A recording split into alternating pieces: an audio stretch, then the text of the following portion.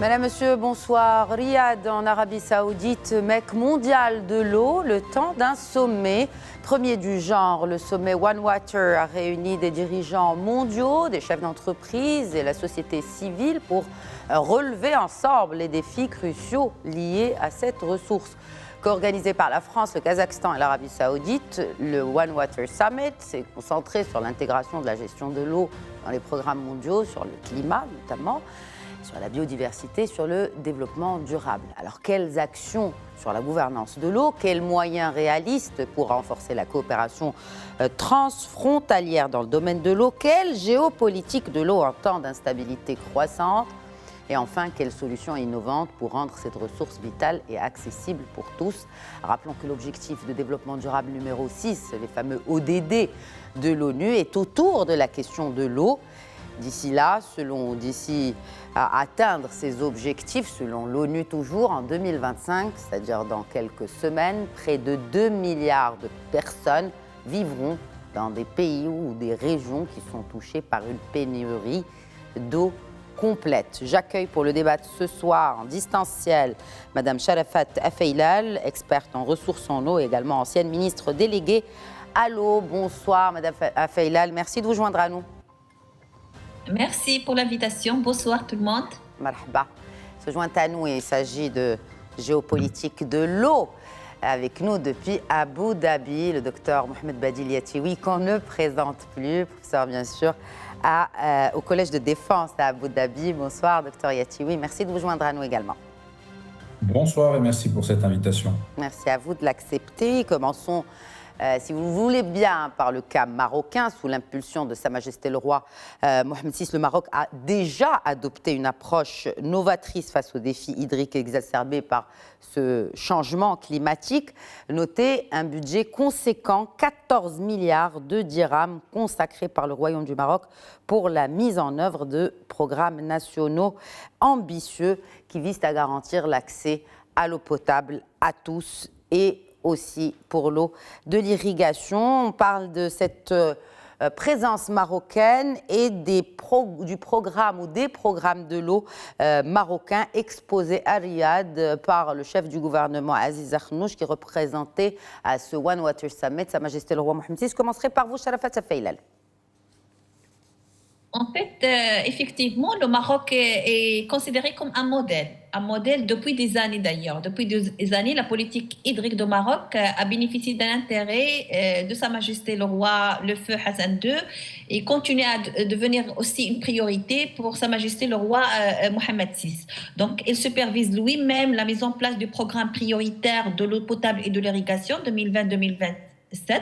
Et ce programme est venu suite à des situations critiques que le Maroc traverse.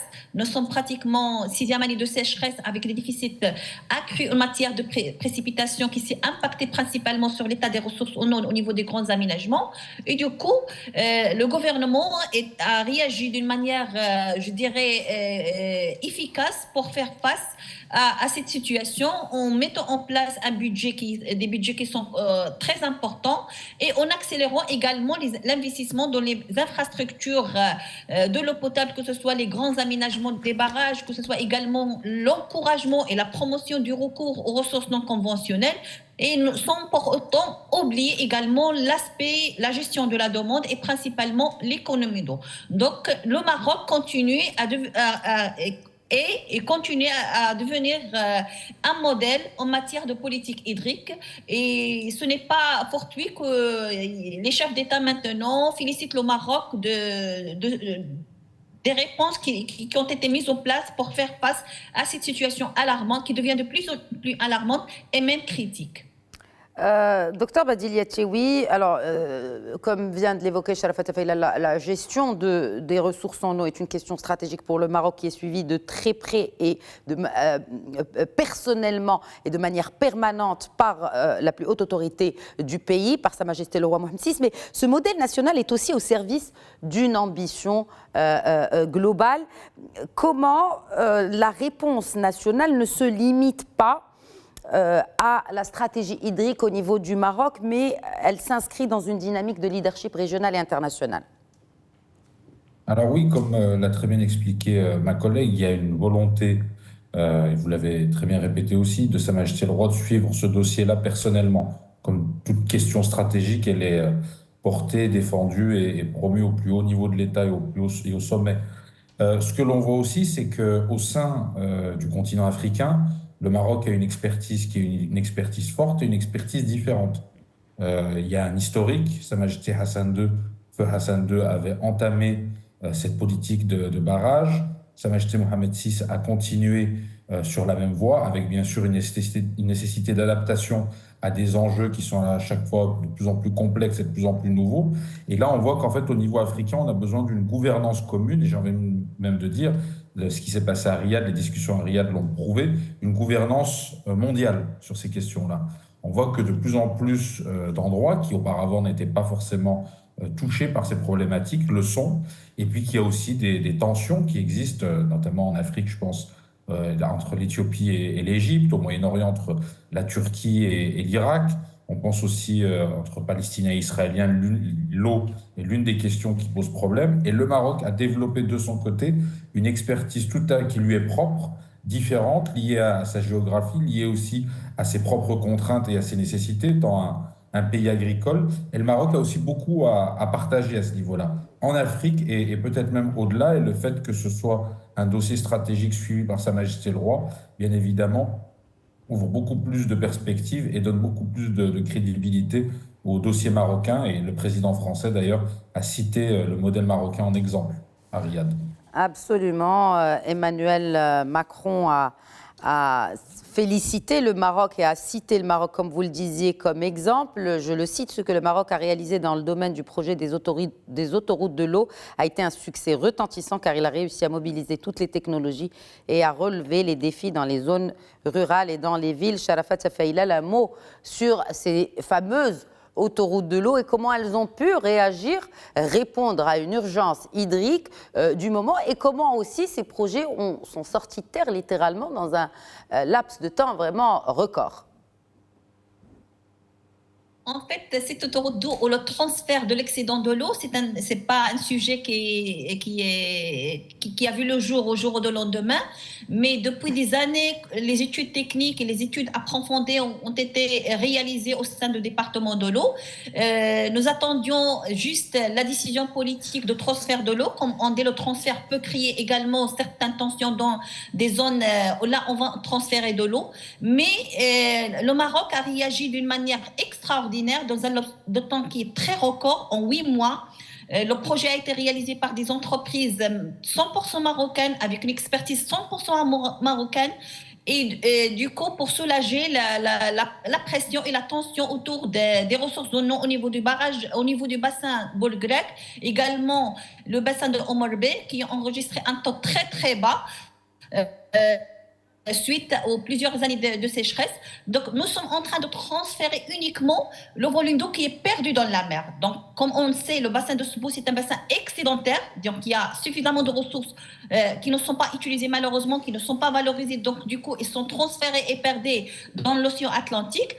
Cette autoroute d'eau a permis de transférer cet excédent d'eau vers des bassins qui sont souffrants, notamment le bassin de Boul Grec et le bassin de Omar Bey.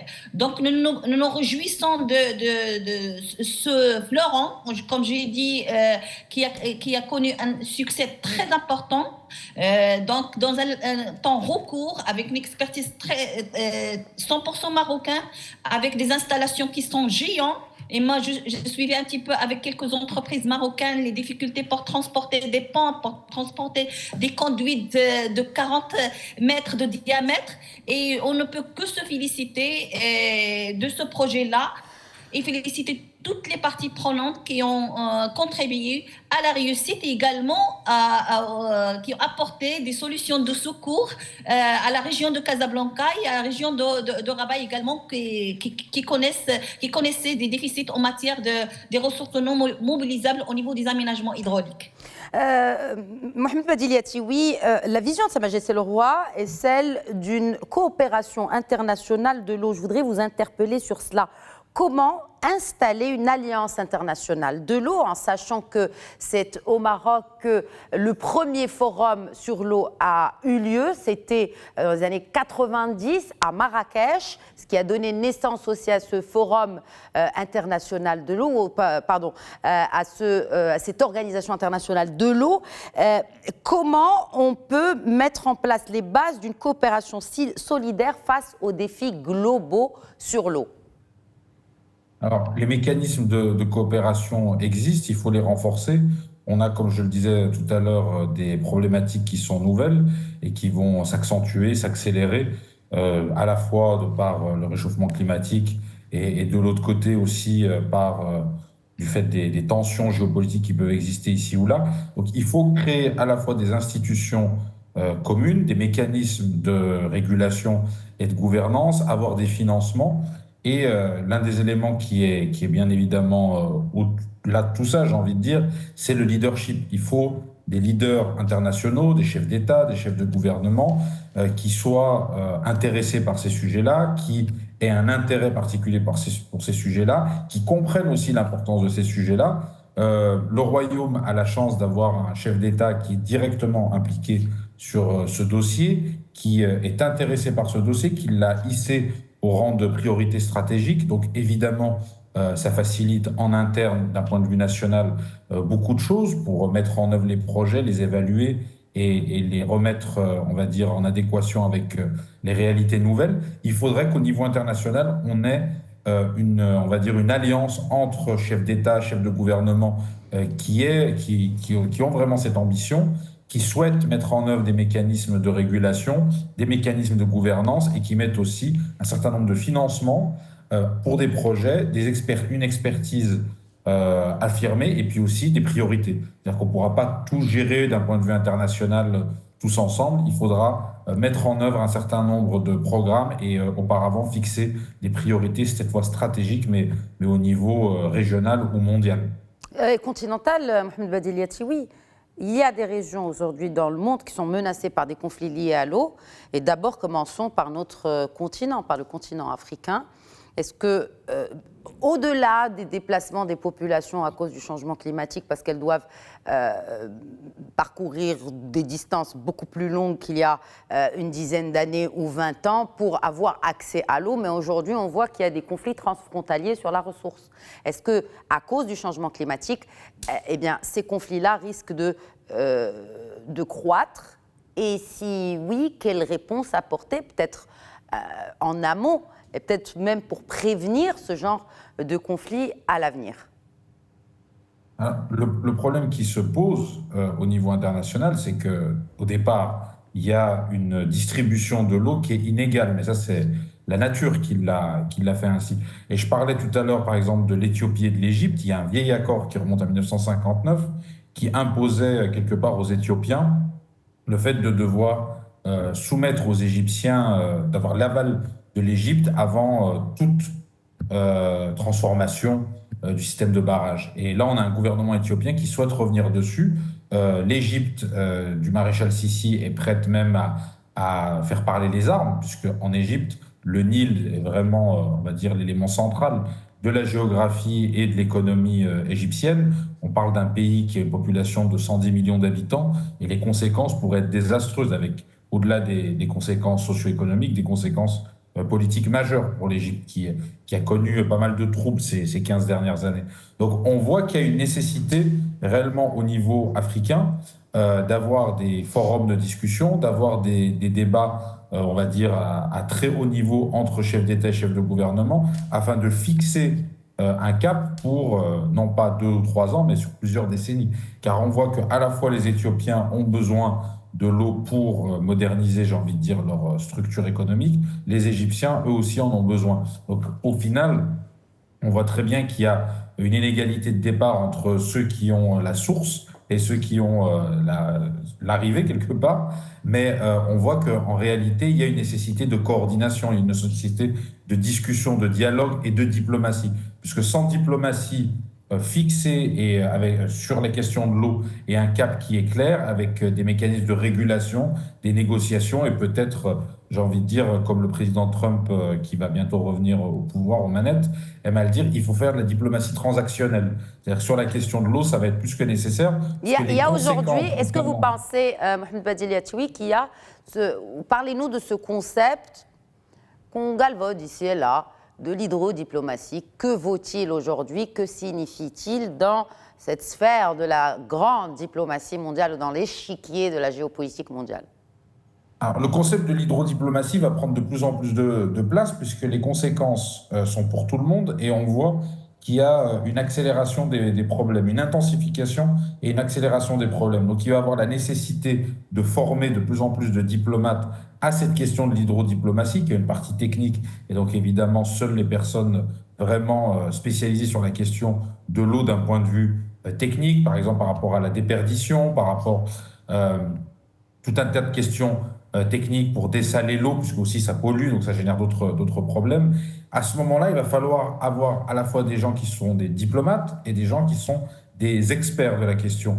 Et là, on va arriver à un point où on va devoir former ces gens-là le plus vite possible sur ces questions. Ils existent déjà, il y en a déjà beaucoup, mais d'un point de vue international, on voit qu'il y a des pays qui ont pris un certain nombre de retards. Il y a des continents qui sont plus touchés que d'autres. Je pense notamment à la zone Afrique du Nord, Moyen-Orient, la région MENA, comme on l'appelle en général. On voit qu'il y a un manque quelque part aussi chez dans certains pays de priorité. Ils ont d'autres priorités ou ne se soucient pas forcément de ces questions-là. Et on voit d'autres pays, comme ceux dans lesquels je suis, les pays du Golfe, il y a une nécessité d'adaptation où on voit par exemple un pays comme l'Arabie Saoudite qui consomme beaucoup plus d'eau que la moyenne. Donc c'est entre 5 et 10 fois plus, par exemple, que les pays européens, alors qu'ils sont obligés d'aller puiser dans des nappes phréatiques et quelque part de porter atteinte à leur propre environnement. Donc on voit que ces questions-là, avec l'accélération des projets de diversification économique dans le Golfe, avec le développement en Afrique, toutes ces questions-là qui ont des aspects positifs, quelque part, d'un point de vue économique, touristique, etc., vont finir par être impacté par la question de l'eau. Et on va nécessiter réellement des personnes qui pourront négocier sur le plan international à la fois le volet diplomatique, de négociation pure et la partie technique. Et représenter aussi les États au plus haut niveau et prendre en considération tous les autres aspects qui vont en découler directement ou indirectement et aussi tous les aspects qui pourront être impactés directement ou indirectement. C'est pour ça que ce n'est pas uniquement une question technique, c'est réellement une question politique, la question. Exact. Exact. Les aspects qui pourront être impactés, la sécurité alimentaire pour ne citer que celle-ci, diversification économique, vous en avez parlé, Mohamed Badil Yatoui, je me tourne vers Sharafat Faïlal pour vous interpeller. Il y a aussi l'évolution démographique, donc les gens aujourd'hui on table sur notamment sur le continent africain, sur une hausse de la démographie qui est conséquente. C'est bien de penser des politiques de l'eau, mais c'est mieux si on peut les financer. Qu'en est-il de la position de la communauté internationale vis-à-vis des financements dédiés à cette problématique de l'eau, qui ne touche pas que l'accès à l'eau potable, mais aussi à la sécurité alimentaire? Et là, nous parlons de près de 2 milliards de personnes dans la prochaine décennie.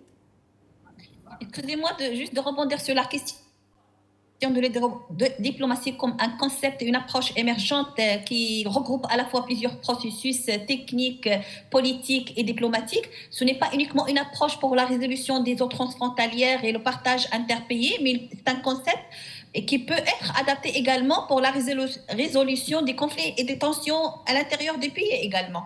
Surtout en période de sécheresse où la tension s'installe entre les usagers, entre les différents secteurs, que ce soit l'eau potable, l'irrigation ou de l'énergie. Donc c'est un concept qui pourrait également être adapté et assimilé pour la résolution des conflits et des tensions à l'intérieur d'un même pays. En ce qui concerne les finances, bien évidemment, donc les finances constituent le nerf de la guerre de la sécurité hydrique et bien entendu la sécurité alimentaire. Donc nous voulons, il y a plusieurs plateformes internationales maintenant qui débattent qui interpelle la question des enjeux liés à l'eau. Il y a le Forum mondial de l'eau, il y a également la conférence des Nations Unies qui est à l'eau, il y a les COP également qui traitent ces dimensions-là.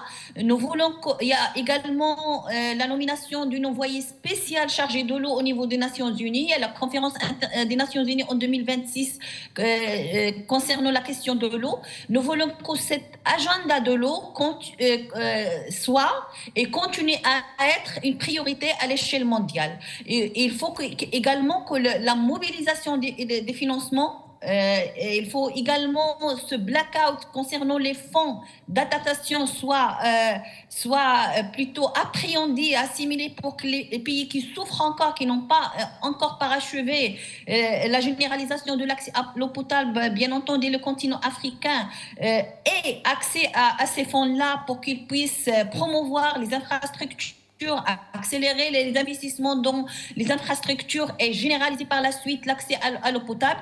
Il y a toujours des défis, il y a toujours une sorte de blackout, si on veut dire, pour accéder à ces fonds-là. Et il faut qu'il y ait quand même une sorte de justice et une sorte de partage de l'information et on sorte aussi de hisser le niveau d'expertise pour que ces pays-là qui n'ont pas encore atteint le niveau de généralisation de l'accès à l'eau potable souhaitable aient accès aux différents outils de financement, principalement les outils d'adaptation, pour qu'ils puissent investir et accélérer les investissements dans les infrastructures, dans la qualification et le renforcement des capacités du capital humain. On ne peut pas aller avec deux vitesses à l'échelle internationale. Il faut reconnaître que les défis climatiques sont les défis principalement de la sécurité hydrique et la sécurité alimentaire. Il faut qu'il y ait une sorte de conscience qui soit installée au sein du communauté internationale pour mobiliser les financements nécessaires et principalement destinés aux pays qui souffrent encore du manque d'eau et du manque de l'eau potable principalement qui est destinée à la consommation humaine. Quelle gouvernance? Comment ancrer, selon vous, Sharafat Feilal, la gouvernance dans la gestion durable de la ressource?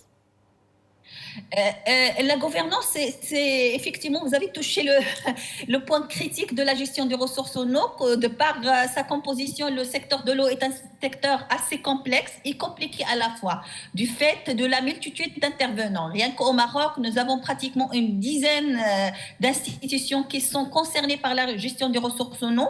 Donc, le mode de gouvernance qui est reconnu à l'échelle internationale, c'est la gestion intégrée des ressources en eau, qui est intégrée dès l'implication, la participation, la consultation entre toutes les parties prenantes et principalement la convergence des politiques publiques. Donc, il faut reconnaître que dans la conception et l'élaboration des politiques de développement dans les différents secteurs, tenir d'une manière assez sérieuse la dimension raréfaction des ressources en eau pour concevoir ces politiques. Et de fait, il faut changer le paradigme et carrément revoir certains choix politiques qui ne sont plus adaptés au contexte climatique et au contexte hydrique. Donc, c'est ça la difficulté de la gestion des politiques hydriques, c'est de pouvoir réconcilier entre les différents secteurs et s'adapter au contexte climatique et tenir compte également du capital hydrique de chaque pays avant d'aller vers des choix politiques qui ne sont pas adaptés et qui vont compromettre par la suite les droits des générations futures. Merci beaucoup, Sharafat Feilal. Mot de la fin, Mohamed Badil Yatiwi. Oui, alors il y a des enjeux nouveaux, une nécessité de créer des mécanismes de gouvernance eux aussi nouveaux et adaptés aux circonstances, et puis aussi la nécessité au sein de certains pays, à la fois du côté des dirigeants et à la fois de la société civile, de comprendre les enjeux qui vont découler en fait de cette question de l'eau, soit d'un point de vue sécurité alimentaire, migration ou autre, ce qui risque malheureusement, si ce n'est pas le cas, d'accentuer les problèmes géopolitiques qui peuvent exister dans différentes parties du monde. Donc c'est une urgence. L'événement qu'il y a eu à Riyad est un événement très important qui, je l'espère, fera réagir un certain nombre de personnes. Exactement. Merci beaucoup, en tout cas, et surtout pour les pays du Sud dont nous faisons partie. Merci, Mohamed Badil Yatiwi. Je réitère mes remerciements à Sharafat Feilal. Merci d'avoir été avec nous aussi ce soir. Voilà, c'est la fin de cet épisode Question d'actu. Très bonne soirée.